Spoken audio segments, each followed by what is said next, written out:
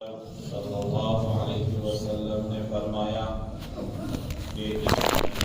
کی موت کے وقت لوگوں میں یعنی مدینہ والوں میں اختلاف ہوگا۔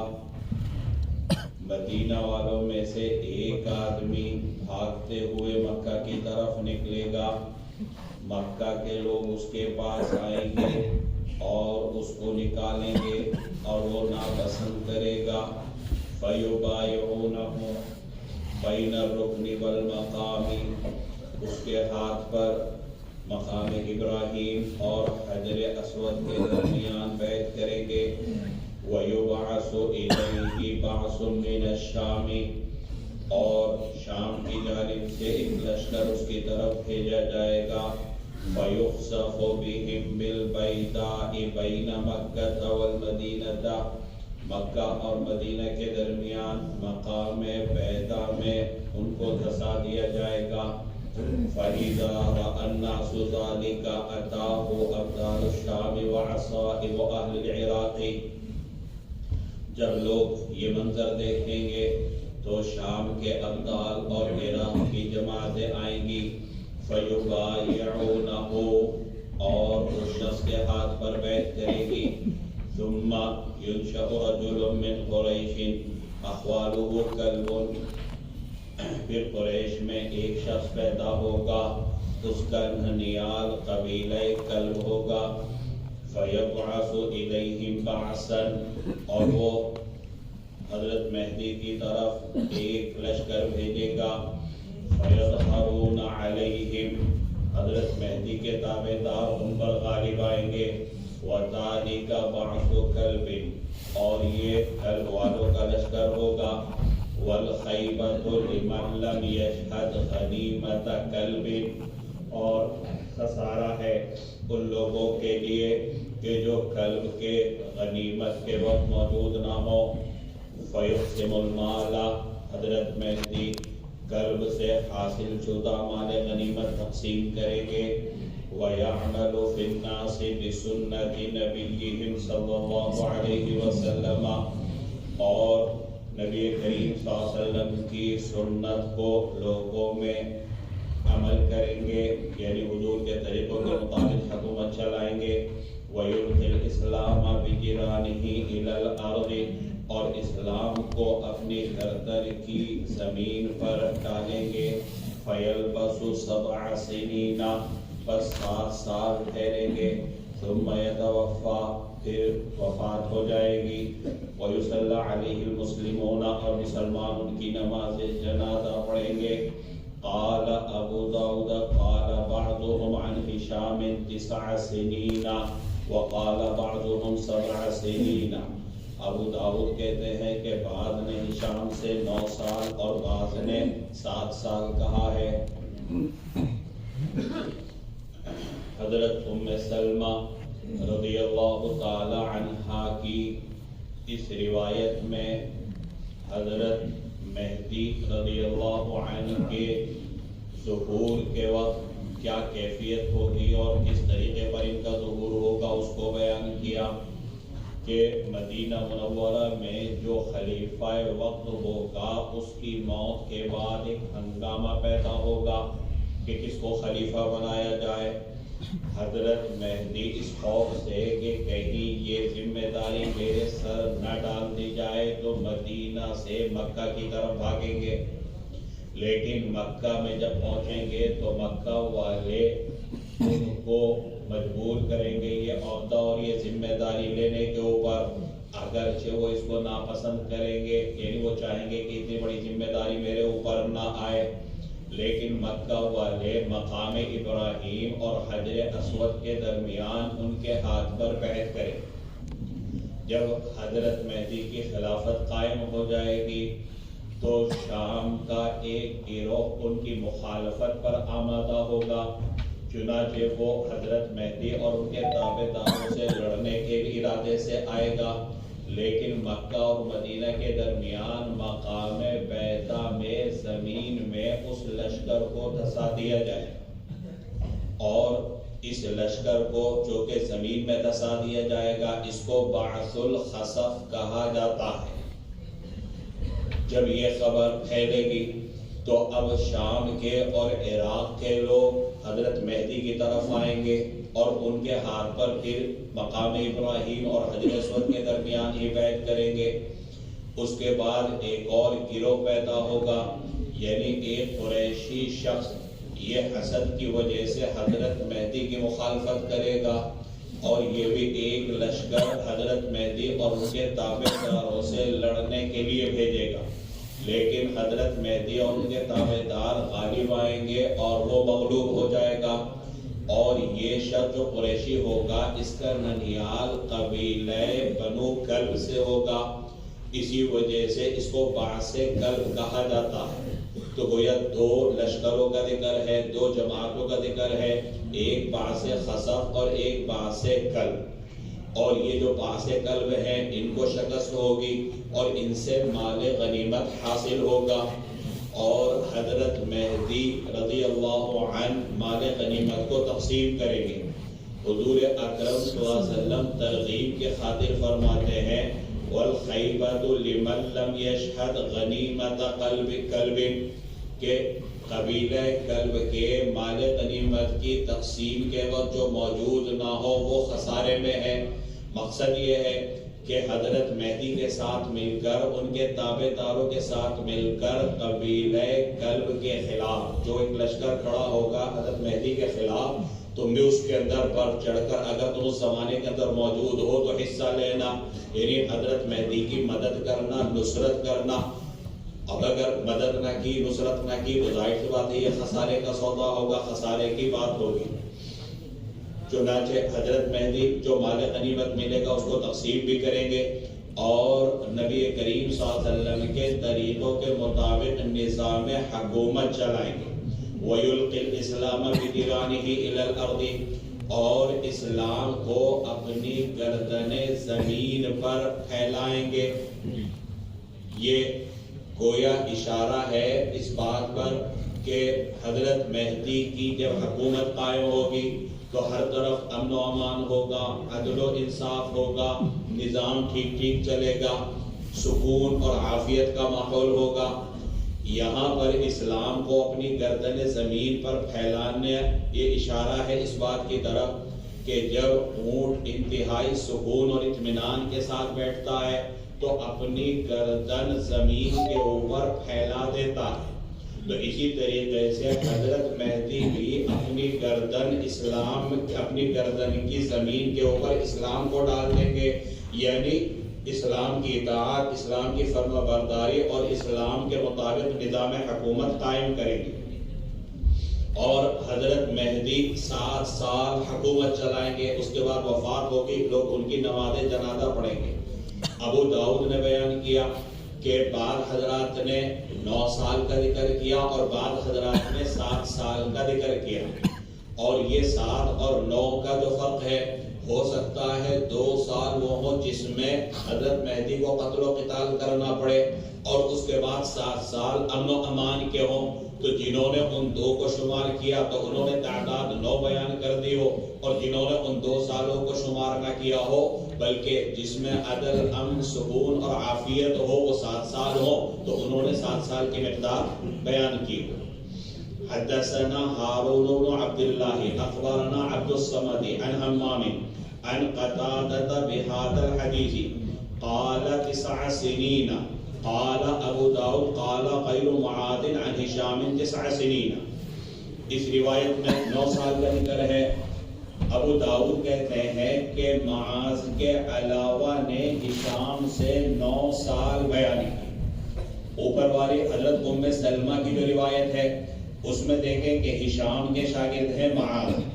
تو یہاں پر ابو داؤد کہتے ہیں کہ معاذ جو ہشام کے شاگرد ہیں انہوں نے تو 7 سال بیان کیے، لیکن ان کے علاوہ ہشام کے اور شاگردوں نے 9 سال بیان کیے۔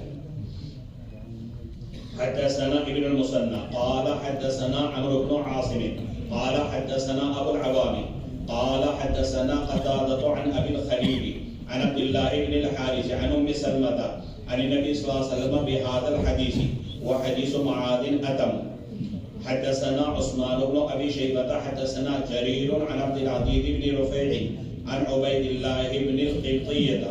عن ام سلمة عن النبي صلی اللہ علیہ وسلم بقصة جيش الخصف قلت یا رسول اللہ کیف بمن کان کارہا. حضرت ام سلمہ رضی اللہ عنہا کی روایت ہے، انہوں نے حضور اکرم صلی اللہ علیہ وسلم سے قصہ جیش خصف کو بیان کیا. قلت، وہ کہتی ہے میں نے کہا اے اللہ کے رسول اس شخص کا حال کیا ہوگا کہ جو مجبور کیا گیا؟ قال یخسف بہم، فرمایا کہ وہ ان کے ساتھ دھسے گا. ولیکن یبعث یوم القیامت علی نیتہ، لیکن قیامت کے دن اٹھے گا اپنی نیت کے مطابق. قال ابو داؤد وحدثت عن هارون بن المغيرة قال حدثنا عمرو بن ابي قيس عن شعيب بن خالد عن ابي اسحاق قال قال علي ونظر الى ابنه الحسن فقال ان ابني هذا سيد كما سماه النبي صلى الله عليه وسلم وسيخرج من صلبه رجل يسمى باسم نبيكم صلى الله عليه وسلم یشبہ فی الخلق ولا یشبہ فی الخلق. ابو داؤد کہتے ہیں کہ مجھ سے ہارون ابن مغیرہ نے، انہوں نے عمر ابن قیس، انہوں نے شعیب ابن خالد سے، انہوں نے ابو اسحاق سے روایت کیا، اور وہ حضرت علی کا قول نقل کرتے ہیں کہ حضرت علی نے اپنے بیٹے حسن کی طرف دیکھا اور یہ کہا کہ یہ میرا بیٹا سردار ہوگا، جیسا کہ نبی کریم صلی اللہ علیہ وسلم نے اس کا نام رکھا، اور اس کے صلب سے ایک شخص پیدا ہوگا جس کا نام تمہارے نبی صلی اللہ علیہ وسلم کے نام پر ہوگا، اور وہ سیرت میں حضور کے مشابہ ہوگا اور صورت میں ان کے مشابہ نہیں ہوگا. ثم ذکر قصۃ یملأ الارض عدلا، پھر بقیہ قصہ بیان کیا کہ وہ عدل انصاف سے زمین کو بھرے گا. وقال ہارون حدثنا عمرو بن ابی قیس عن مطرف بن طریف عن الحسن عن هلال بن عمرو قال سمعت عليا كرم الله وجهه يقول قال النبي صلى الله عليه وسلم يخرج رجل من وراء النهر يقال له الحارث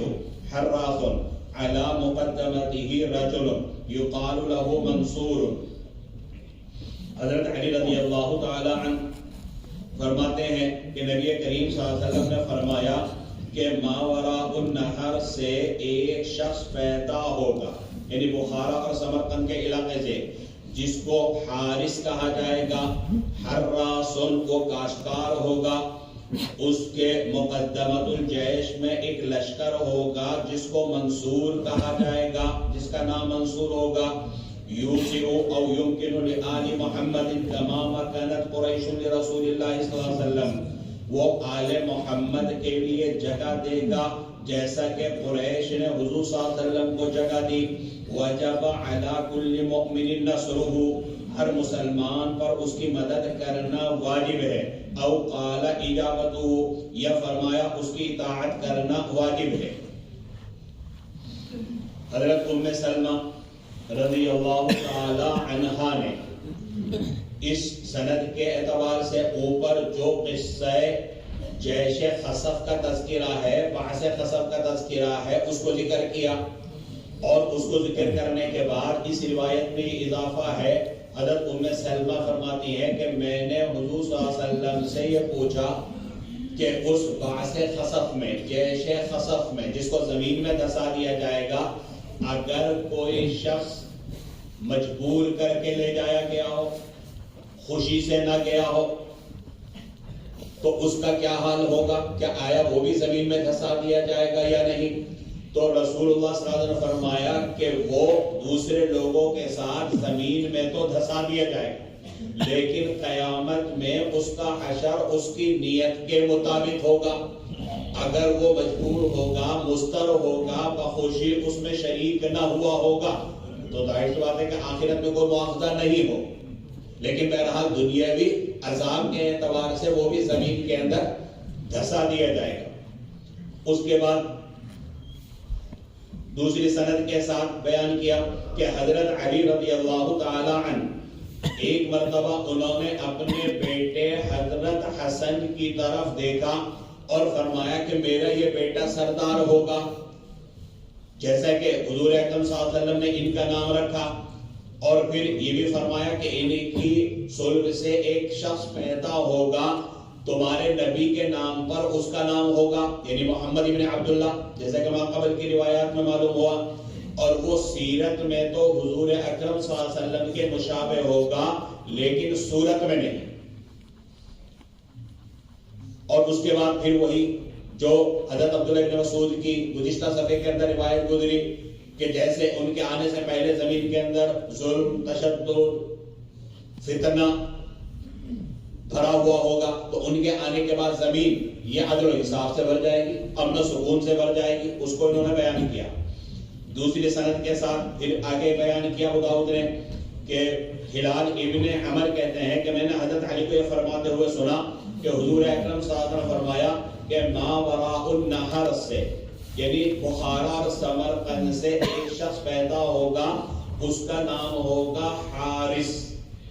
بعض روایتوں میں حارث ابن حراس، اور بعض روایتوں میں صرف حارث ہے۔ حراس یہ گویا اس کی صفت ہے کہ وہ کاشتکار ہوگا، اور اس کے لشکر میں، اس کے ہراول دستے میں ایک شخص ہوگا منصور، اور وہ اس حارث کی ایسے ہی حمایت کرے گا جیسے قریش میں مومنین نے حضور اکرم صلی اللہ علیہ وسلم کی حمایت کی، لہذا تم بھی اس کی مدد کرنا، اس کی اطاعت کرنا اور اس کی فرما برداری کرنا۔ یہاں پر ابو داؤد نے حضرت مہدی علیہ السلام کا ذکر کیا کتاب الفتن کے اندر، اور ان کے علاوہ دوسرے حضرات محدثین نے بھی جیسے ترمذی وغیرہ انہوں نے بھی کتاب الفتن کے اندر ذکر کیا، اور حضرت عیسیٰ کے نزول کا ترمذی اور ابن ماجہ میں کتاب الفتن کے اندر ہی ذکر ہے، مسلم شریف کے اندر ابتدا کے اندر ہی ان کا تذکرہ ہے حضرت عیسیٰ کے نزول کا، اور بخاری کے اندر کتاب الانبیاء کے نام سے ایک مستقل رسالہ لکھا گیا، اس کے اندر تذکرہ ہے۔ یہاں پر حضرت مہدی کا جو ذکر ہے کتاب الفتن میں، اگرچہ حضرت مہدی کا جو وجود ہے وہ تو امن، سکون اور عافیت کا باعث ہے، لیکن کتاب الفتن میں کیوں ان کا تذکرہ آیا؟ اس کی وجہ یہ بیان کی جاتی ہے کہ اصل میں ان کا جو ظہور ہوگا وہ اس وقت ہوگا جبکہ دجالی فتنہ شباب کے اوپر ہوگا،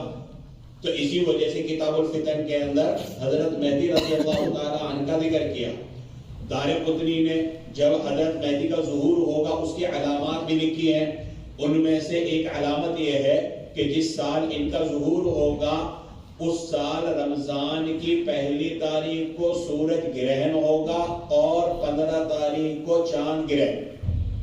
یعنی درمیان رمضان میں چاند گرہن ہوگا اور ابتداء رمضان میں سورج گرہن ہوگا، تو یہ علامت ہوگی حضرت مہدی رضی اللہ تعالی عنہ کے ظہور کی۔ بس یہ ملاحظہ یہاں ملحانہ نہ ہو جائے گا، ملاحظہ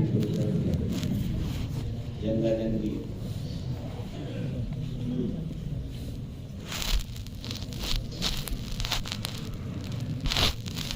اللہ تبارک و تعالی نے اپنے فضل و کرم اور اپنی رحمت سے اس کتاب کا جو بھی نصاب متعین ہوا اس کی تکمیل کی توفیق عطا فرمائی۔ سب سے پہلے تو اللہ کی بارگاہ میں ہم سب کو شکر گزار ہونا چاہیے، کیونکہ اللہ رب العزت کی توفیق کے بغیر کچھ بھی ممکن نہیں۔ اللہ